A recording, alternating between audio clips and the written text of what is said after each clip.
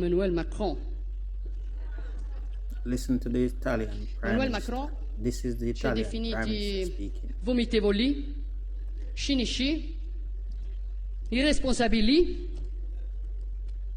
E qui la stampa italiana a dire, hai visto che ha detto Macron, che siamo irresponsabili. Vergogna. Irresponsabile Emmanuel Macron sono quelli che hanno bombardato la Libia perché gli dava fastidio che l'Italia avesse un rapporto privilegiato in campo energetico con Gheddafi, esponendoci al caos migrazione nel quale ci troviamo. Cinici Emmanuel Macron sono i francesi che mandano la gendarmerie a rispedire indietro qualunque immigrato tenti di passare il confine a Ventimiglia. Ma soprattutto perché le cose vanno raccontate come si deve, vomitevole è chi... Buono, che lo vuoi tu?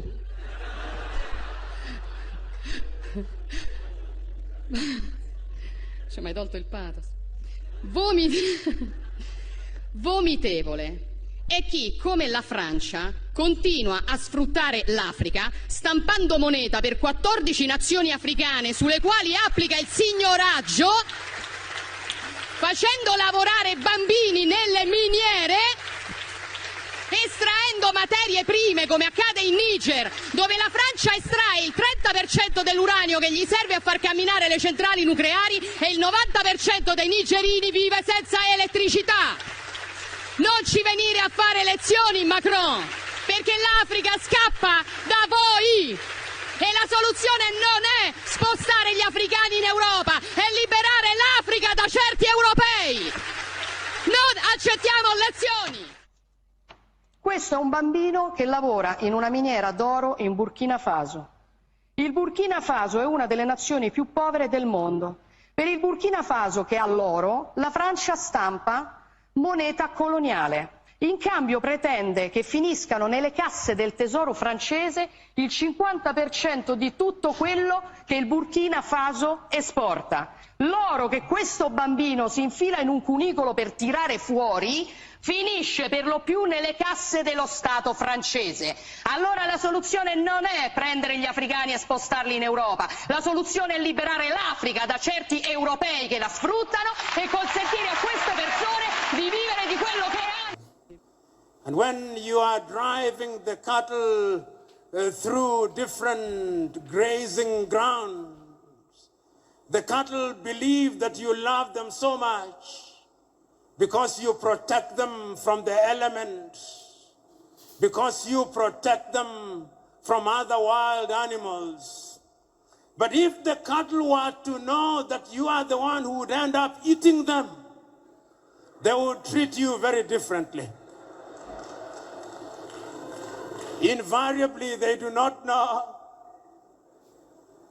And therefore, you will continue controlling them the way you do, and you will continue eating them the way you do.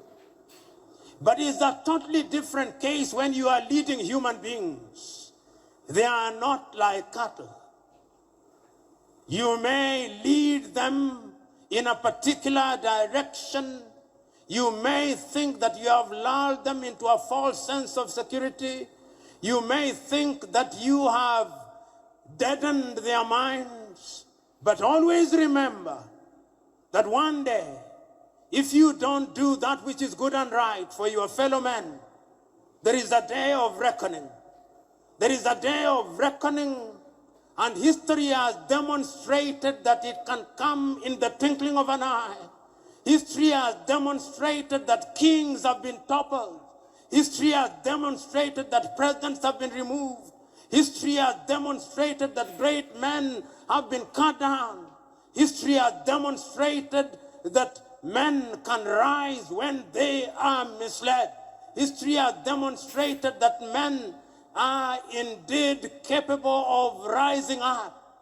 You know, I always read these words of the American Declaration of Independence because I love them. They apply to humanity. Before America became what it is, they had enlightened men. We hold this truth to be self-evident, that all men are born equal, that they are endowed by their Creator with certain unalienable right that among those are life, liberty, and the pursuit of happiness. And it is for this reason that governments are instituted amongst men. And that when those governments fail to perform, it is the duty of those people to rise up and to remove such governments. I am submitting to us that we in the continent of Africa, you who have the honor and privilege of serving, you who worked and served under the tutelage of Oloye, today, let us take a solemn vow. And if there's a term limit of 5, 6, 7 years, look, if it's for 2 terms, after 14 years, one should be tired of being, carrying the whole problems of the nation and allow others to try. Government is a continuum. You could decide to leave office and install your successor, as we do here. Telling the arrogant African politician, be not arrogant.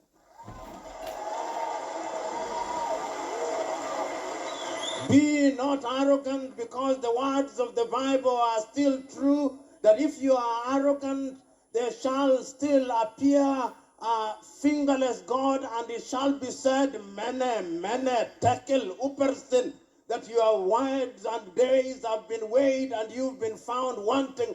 We are reminding them that Atta Mills was the personification of humility. And if Africa is to be great, we must have men and women who are humble, because humility is the mother's milk of servant leadership. Thank you. Thank you. Of heroes to emulate. It comes at a time when political leadership is synonymous with dishonesty. It comes at a time when this continent can and must rise from the quicksand of dishonesty and blatant thievery in order to rise to the firm ground of hope. And therefore, having President of the Republic of Ghana. But his footprints in the sands of time tells us that it's not how long you serve that matters, but how well you serve. So the first message that we are sending out today to Africans is that longevity in office in and of itself is not what makes one great, but the quality of service. And I'm speaking at a time when the continent of Africa has no shortage of dinosaurs who have refused to leave the stage. And their refusal to leave the stage has made Africa the poorer. We are celebrating John Evans Atta Mills because he reminds us that it's not how long you serve, but how well you serve. I'm speaking at a time when Africa, indeed many African countries, are infamous because of individuals who occupy public space, and their greatest claim to fame is that they are dishonest, is that they are arrogant, is that they are thieves.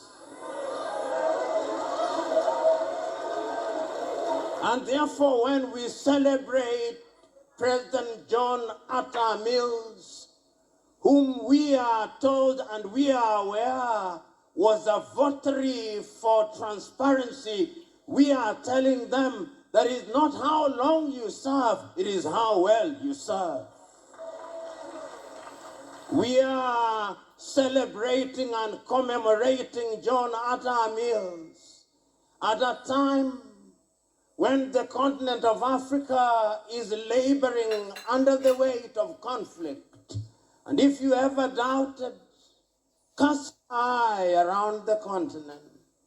Cast your eye to Sudan. Africans are dying in the thousands. Cast your eye to southern Cameroon. People are dying in the thousands. Cast your eye to Somalia. People are dying. Cast your eye to northern Burkina Faso. The continent is not at ease.